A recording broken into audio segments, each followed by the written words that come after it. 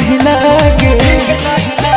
हमारे फेरा में उतरत भर जागे यारवा के मती गति ठीक नहीं लागे हमारे फेरा में उतरत भर जागे नैहर से आइल रहे फोनवा उस खाइल जाता जी नैहर से आइल रहे फोनवा उस खाइल जाता जी राजा जी हमारो यारवा तू बड़ाइल जाता जी राजा जी हमारो यारवा तू बड़ाइल जाता जी।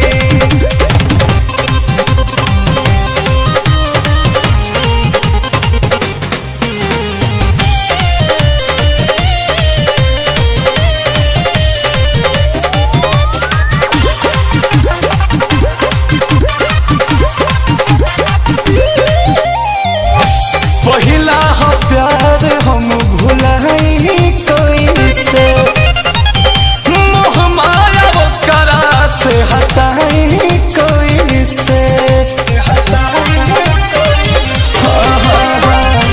पहिला हो प्यार हम भुलाई कोई से मोह माया वो करा से हटाई कोई से सुना तनिका दो देहियो पिया रहल जाता जी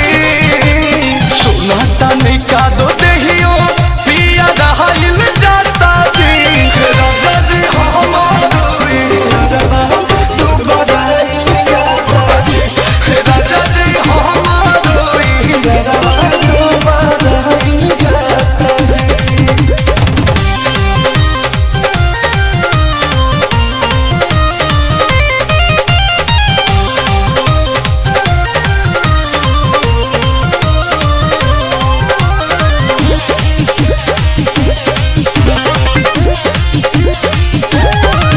कई दिन से हमारे चलत खात नहीं थे